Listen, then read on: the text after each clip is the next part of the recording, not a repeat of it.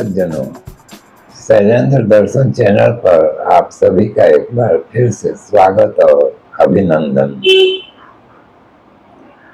आज हम आध्यात्मिक चर्चा के क्रम में राम नाम की चर्चा करेंगे।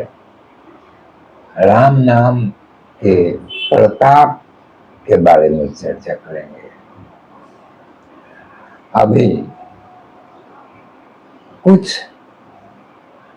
दशक पहले तक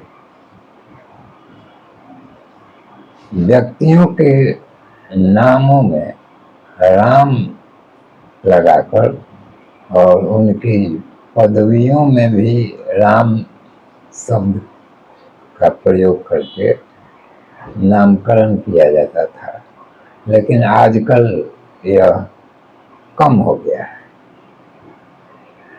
तो राम नाम के प्रताप के बारे में चर्चा को आगे बढ़ाते हुए हम बहुत सारी बातें करेंगे। हमने एक वीडियो देखा जो बांग्लादेश के यूट्यूबर का था। उसमें उन्होंने बताया था कि बांग्लादेश जैसे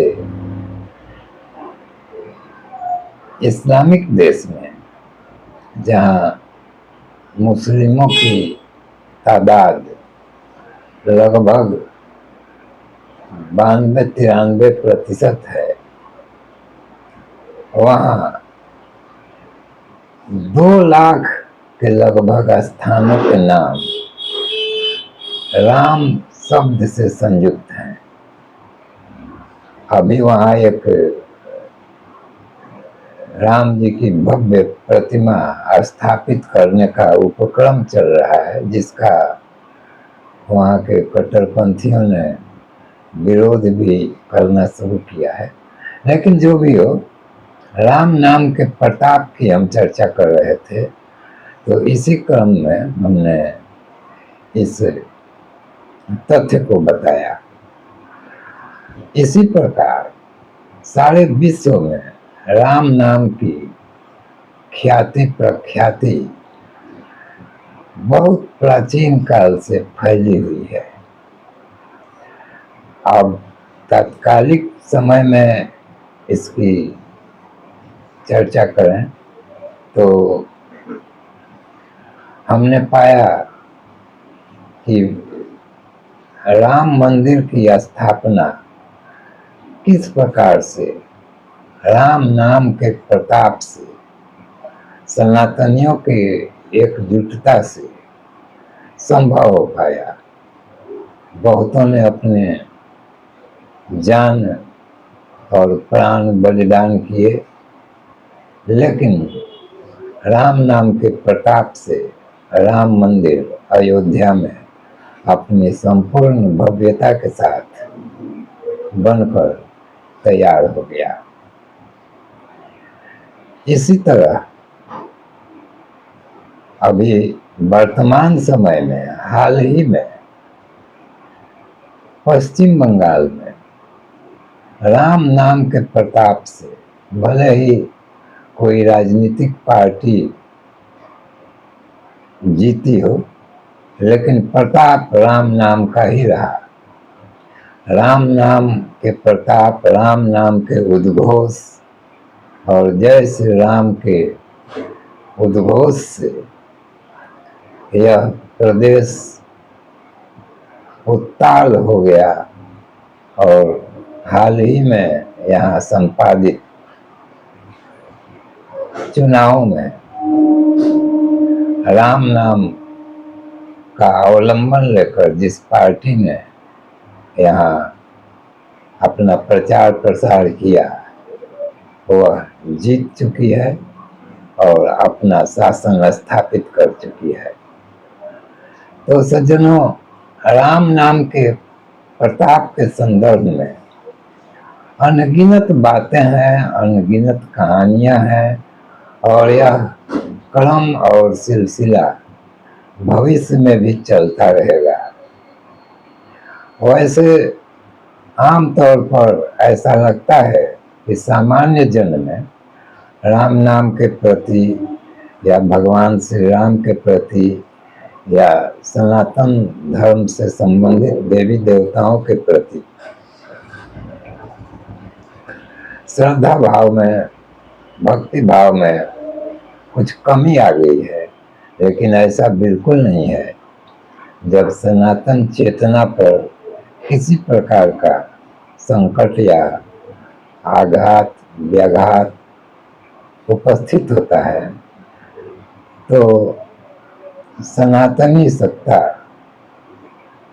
वो भले ही किसी भी देवी देवता से संबंधित हो, जागृत हो उठती है और अपना वर्चस्व स्थापित कर लेती है।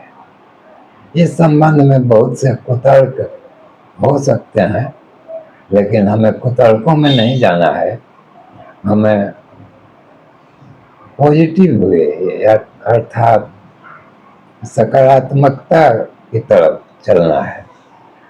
तो हमने राम नाम और प्रभु श्री राम के प्रताप की चर्चा को आज का विषय बनाया था और इसी संबंध में हमने कुछ उदाहरण स्वरूप घटनाओं का जिक्र किया।